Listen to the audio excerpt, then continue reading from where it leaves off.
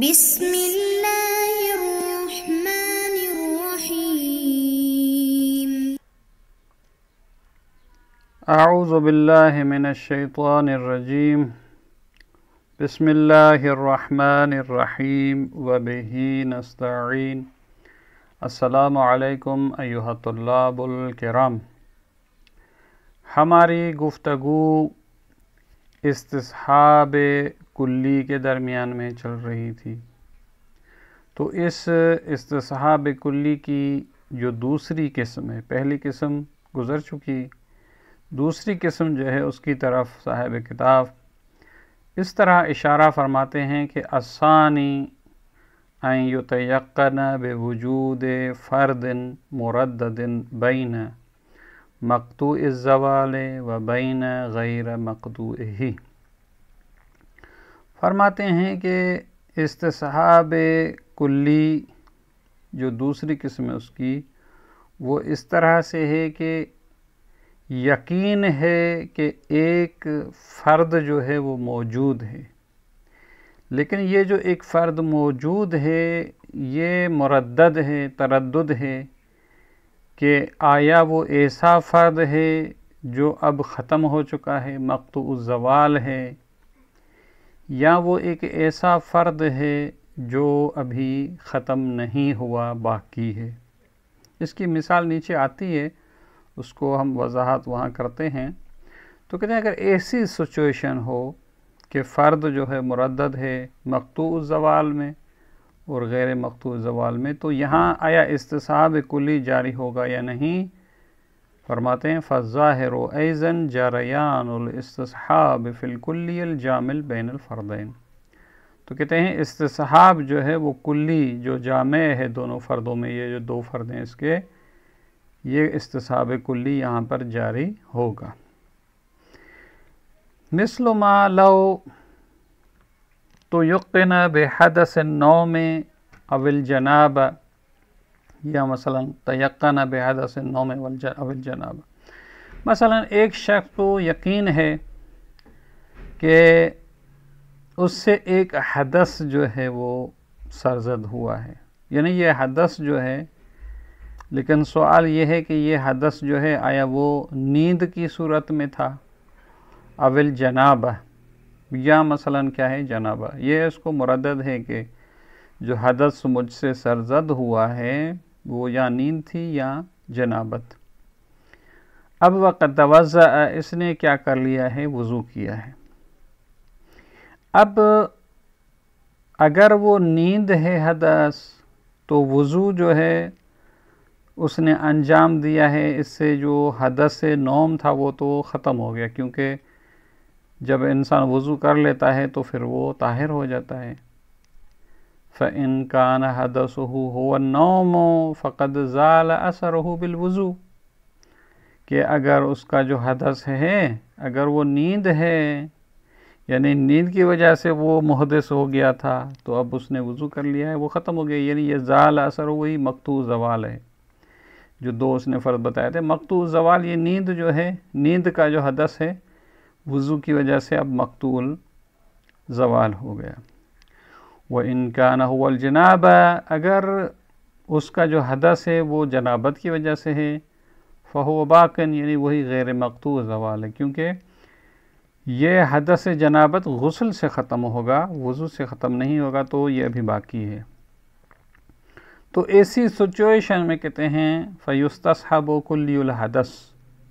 تو یہاں پہ یہ استصحاب کیا جاتا ہے، بھئی یہ ابھی شخص جو ہے وہ کیا ہے؟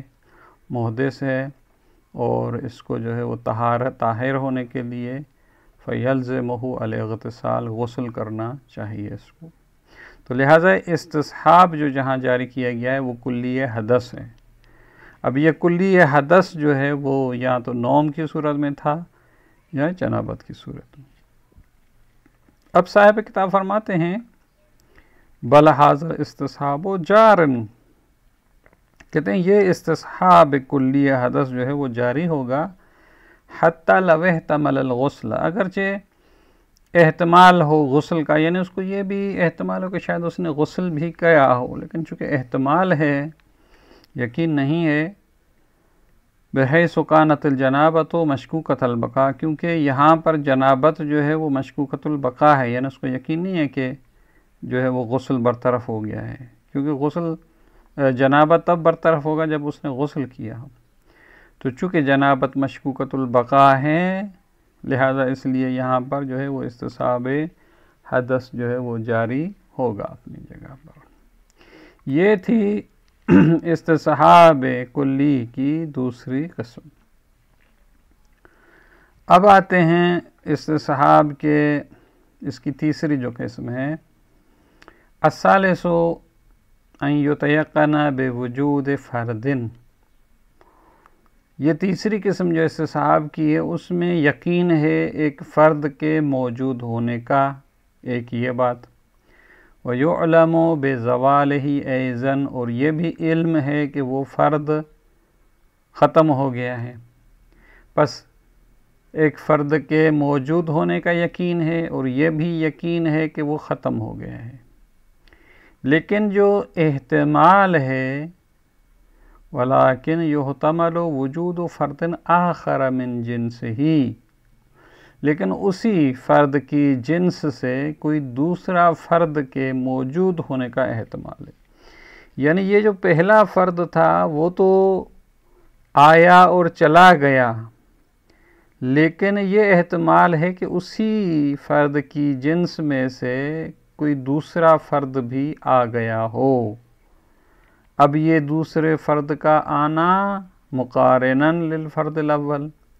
یعنی جیسے ہی پہلے فرد آیا تھا یہ دوسرا بھی اسی کے ساتھ ہی آیا تھا، او مقارناً لزوالہ، یا یہ جب پہلا فرد ختم ہو رہا تھا تو دوسرا فرد جو ہے وہ آ گیا، یا اس کی تیسری صورت یہ ہے کہ وَيُحْتَمَلُ وُجُودُ مَرْتَبَةٍ أُخْرَى مِنْ ذَلِكَ الْفَرْدِ الْأَوَّلِ بَعْدَ زَوَالِ الْمَرْتَبَةِ الْأُولَى مِنْهُ، یا ہم یوں کہیں کہ پہلا فرد وجود میں آیا اور اس پہلے فرد کا ایک مرتبہ، جو پہلا اس کا مرتبہ ہے وہ جب زائل ہو رہا تھا، ختم ہو رہا تھا، تو اس کا کوئی دوسرا مرتبہ وجود میں آ گیا ہے۔ یعنی یہ نہیں کہنے کا یہاں مقصد یہ ہے کہ کلی جو ہے وہ اپنی جگہ پر برقرار ہے، کیونکہ کلی جو ہوتی ہے وہ افراد کے ضمن میں آتی ہے،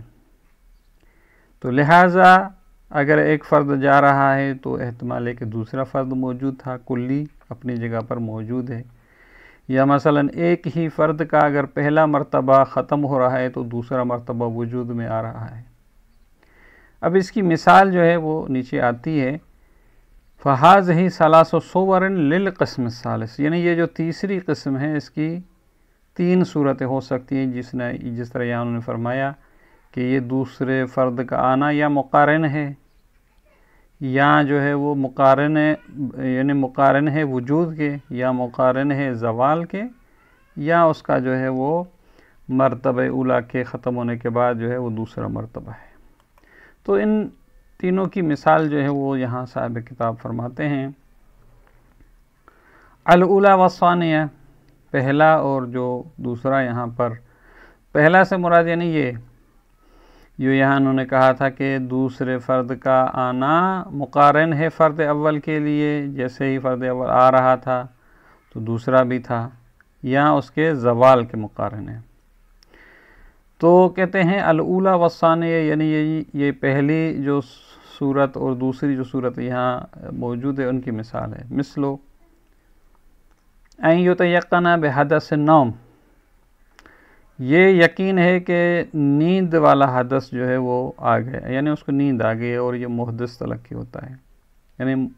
محدث ہو گیا، یعنی یہ یقین جو ہے بے وجود بے حدث النوم، یعنی بے وجود فردن ہے، یعنی نیند جو ہے وہ حادث ہو چکی ہے۔ اب یحتمل جو یہاں پہ ذکر ہوا تھا دوسرا فرد، ویحتمل خروج المنی، اب یہ خروج منی بھی حدث جو کلی ہے اس کا ایک دوسرا فرد ہے، یعنی احتمال ہوا کہ جیسے ہی اس کو نیند آئی، خروج المنی حال النوم، یعنی نیند کی حالت میں، یعنی مقارن تھا فرد اول کے، نیند کی حالت میں اس سے جو ہے وہ منی بھی نکل گئی ہے. اب یہ ایک فقہی بحث ہے کہ جب منی جو ہے وہ نکلتی ہے تو غسل انسان پر واجب ہوتا ہے. او بعدہ، یعنی یہ مقارن ہے بعد الزوال، جس طرح یہاں انہوں نے کہا تھا، تو یہ اس کی طرف اشارہ ہے کہ جیسے ہی یہ نیند سے اٹھا ہے اسے منی جو ہے نکلی ہے. یعنی جیسا ہی فرد اول جو ہے وہ ختم ہو رہا تھا نیند، یہ جب اٹھا ہے تو مثلا اس کو جو ہے وہ یہ احتمال ہے کہ منی اس وقت اسے نکلی ہے. بہرحال یہ جو ہے وہ فرد اول اور جو ہے مقارن لزوال دونوں کی انہوں نے مثال دی ہے کہ نیند کا اس کو یقین ہے اور احتمال یہ ہے کہ منی اسے خارج ہوئی حالت نیند میں یا اس کے بعد. فلو توضع، اب اگر وہ شخص وضو کرتا ہے تو اس کو شک یہ ہوتا ہے کہ کلی حدث ختم ہو گیا یا نہیں. یشک بزوال کلی الحدث منہ، یعنی اس کو شک ہو رہا ہے کہ یہ جو حدث ایک کلی ہے یا ختم ہو گئی ہے یا ختم نہیں ہو گئی ہے. تو اب اس کے بارے میں کہتے ہیں کہ کیا یہاں یہ استصحاب کلی قسم ثالث جاری ہوگا یا نہیں. اس کے بارے میں فرماتے ہیں لیکن لا یجری الاستصحاب ہونا، کہتے ہیں یہ تیسری قسم والا استصحاب جو ہے یہاں جاری نہیں ہوگا. صاحب کتاب اپنے نظری کی طرف اشارہ کہتے ہیں یہاں استصحاب کلی حدث کیوں جاری نہیں ہوگا. کہتے ہیں لأن الحدث المتيقن زال بالوضوء والجنابۃ المشکوکۃ تجری فیہا اصالۃ عدمہا. کہتے ہیں استصحاب حدث جاری نہیں ہوگا اس لیے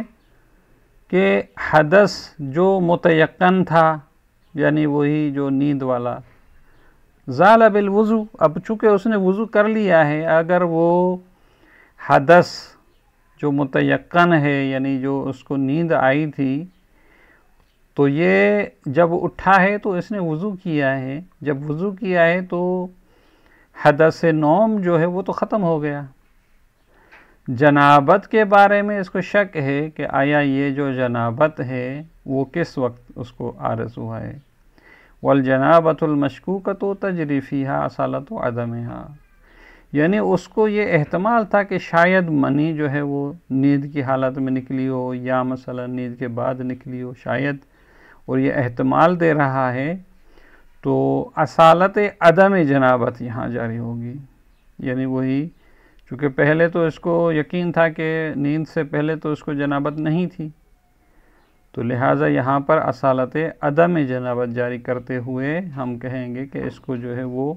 حدث نہیں ہے، یہ محدث نہیں ہے اور اس کو غسل نہیں کرنا چاہیے. تو یہاں پر حدث نوم وضو کے ذریعے ختم ہو گیا، حدث جنابت جو کہ مشکوک ہے وہ اصالت عدم جنابت سے ختم ہو گیا. لہٰذا یہاں پر کوئی حدث ابھی باقی رہتا ہی نہیں ہے، تو لہٰذا استصحاب حدث جو ہے وہ جاری نہیں ہوگا. وَأَمَّا الثَّالِثَةُ، تیسری جو انہوں نے صورت بتائی تھی جس میں مراتب تھے، یعنی پہلے مرتبے کے ختم ہونے کے بعد احتمال یہ ہے کہ دوسرا مرتبہ اس کا وجود میں آ گیا ہو، تو اس صورت کے بارے میں صاحب کتاب فرماتے ہیں فَلَعَلَّهُ يَجْرِي فِيهَا الْاسْتِصْحَابُ. اس تیسری صورت میں جو اس تیسری قسم کی تیسری جو صورت ہے اس میں کہتے ہیں کہ یجری، شاید اس میں جو ہے وہ استصحاب جاری ہو. یعنی تیسرے قسم کی جو پہلی صورت تھی اور دوسری انہوں نے کہا کہ استصحاب جاری نہیں ہوگا، لیکن اس تیسری قسم کی جو تیسری صورت تھی تو اس کے بارے میں فرماتے ہیں فَلَعَلَّهُ يَجْرِي فِيهَا الْاسْتِصْحَابُ. اب اس کی مثال کیا ہے کہ ایک مرحلے کے زائل ہونے کے بعد دوسرے مرحلے کے آنے کا احتمال ہے. وَذَلِكَ مِثْلُ مَا لَوْ، کہتے ہیں کہ مثلاً جہاں پر لو تیقن بِإِضَافَةِ مَاءٍ بِمِلْحٍ، یقین ہے کہ پانی نمک کی وجہ سے مضاف ہو چکا ہے. اب یہ بھی ایک فقہی جو ہے وہ بحث اور گفتگو ہے کہ پانی کی جو ہے وہ اقسام جب ذکر کی جاتی ہے کتاب و طہارت میں، تو ایک پانی مطلق ہوتا ہے، یعنی جو کسی چیز سے نہ لیا گیا ہو یا کسی چیز سے ملا ہوا نہ ہو، جو کہ طاہر بھی ہے مطہر بھی ہے، یعنی اس سے آپ وضو بھی کر سکتے ہیں۔ لیکن ایک پانی جو ہوتا ہے وہ پانی کہا جاتا ہے اس کو الماء المضاف، یعنی مضاف پانی ہے، یعنی کسی چیز سے لیا گیا ہے، مثلا جس طرح فروٹ سے جو ہے وہ لیا جاتا ہے یا کسی چیز سے مکس کیا جائے۔ تو مثلا کہتے ہیں کہ پانی میں اتنا نمک ڈالا جائے کہ اس کو اصلا پانی ہی نہ کہا جائے، یا اس کو کہا جائے یہ نمک والا پانی ہے، خالص پانی اس کو نہ کہا جائے۔ تو ہمیں یقین ہے کہ یہ جو پانی مثلا برتن میں ہے یہ مضاف ہے نمک کی وجہ سے مثلا۔ اچھا، ثم صب علیہ ماء قراحا، اب اس برتن میں مثلا ایک دوسرا پانی صاف اور خالص ڈالا جائے، ازال مرتبۃ من اضافتہ، کہ اس پانی کے مضاف ہونے کے مرتبے کو کیا کر دیتا ہے، ختم کر دیتا ہے، یعنی یہ بھی اتنا پانی ڈالا جاتا ہے کہ وہ پانی خالص ہو جاتا ہے، یعنی اس میں نمک کی بالکل مقدار کم رہ جاتی ہے، کہ مثلا نہیں کہا جاتا کہ یہ جو ہے نمک والا پانی ہے۔ لیکن احتمال یہاں پر دیا جاتا ہے کہ شاید یہ اس کا جو شدید مرتبہ ہے وہ تو ختم ہو گیا ہے، لیکن ممکن ہے تھوڑا سا ابھی اس میں اور بھی نمک، چونکہ ذائقہ اس طرح اس کا ہے مثلا، تو ممکن ہے اس کا مرتبہ تھوڑا ضعیف جو ہے وہ ابھی باقی ہو۔ تو کہتے ہیں اضافت کا جو مرتبہ، اس کے مضاف ہونے کا ایک مرتبہ جو شدید تھا وہ تو زائل ہو چکا، ولیکن احتمل بقاء مرتبۃ اخرى ضعیفۃ من الاضافہ، لیکن احتمال یہ ہے کہ ایک اس کے مضاف ہونے کا جو ضعیف مرتبہ، ایک کم مرتبہ ابھی بھی جو ہے وہ ممکن ہے باقی ہو۔ تو اب یہاں پر صاحب کتاب فرماتے ہیں کہ یہ جو احتمال ہے، یعنی یہ تو یقین ہے کہ مثلا یہ مرتبہ اس کا ختم ہو گیا، اور یہ احتمال بقاء مرتبہ اخرى جب دیا جا رہا ہے تو کہتے ہیں آئے یہاں پر ہم استصحاب کہیں گے کہ ابھی بھی جو ہے وہ یہ پانی مضاف ہے، چونکہ یہاں پر جو حالت یقینی ہے وہ یہی ہے کہ یہ پانی جو ہے وہ مضاف ہے نمک کی وجہ سے۔ پھر جب اس میں پانی ڈالا گیا اور اس کا ایک مرتبہ ضعیف، اس کے ایک مرتبہ جو ہے اس کا شدید وہ ختم ہو گیا، اور احتمال ہے کہ ابھی بھی اس کا ایک مرتبہ شاید بچا ہوا ہو، جس کی وجہ سے ہم اس کو کیا کہیں کہ دوبارہ مضاف ہے، تو کہتے ہیں یہاں پر استصحاب وہی مضاف ہونے والا جاری ہوگا، کیونکہ حالت یقینیہ یہاں پر وہ یہی ہے کہ یہ پانی جو ہے وہ مضاف ہے۔ اب اس کے خالص پانی ہونے میں شک ہو رہا ہے ہمیں، تو لہٰذا حالت سابقہ جو ہے وہ یہی ہے کہ یہ پانی نمک والا پانی تھا پہلے، اب شک ہو رہا ہے کہ پانی ڈالنے سے آیا یہ خالص پانی بن گیا، تو کہتے ہیں جب شک ہو رہا ہے تو فیستصحب بقاء کلی الاضافۃ ظاہرا، تو فرماتے ہیں کہ یہاں پر جو ہے وہ یہی استصحاب کیا جائے گا کہ یہ جو کلی اضافہ ہے وہ اپنی جگہ پر جو ہے وہ برقرار ہے۔ تو لہذا یہاں پر صاحب کتاب اس نتیجے پر پہنچتے ہیں کہ استصحاب بقاء کلی جو تیسری قسم کی دوسری صورت ہے وہاں پر استصحاب جاری ہوگا۔ اب اس کے بعد پانچویں جو ہے وہ تنبیہ ہے، اور ہم اس کو انشاءاللہ جو ہے وہ اگلے سبق میں پڑھیں گے۔ والسلام علیکم ورحمۃ اللہ وبرکاتہ۔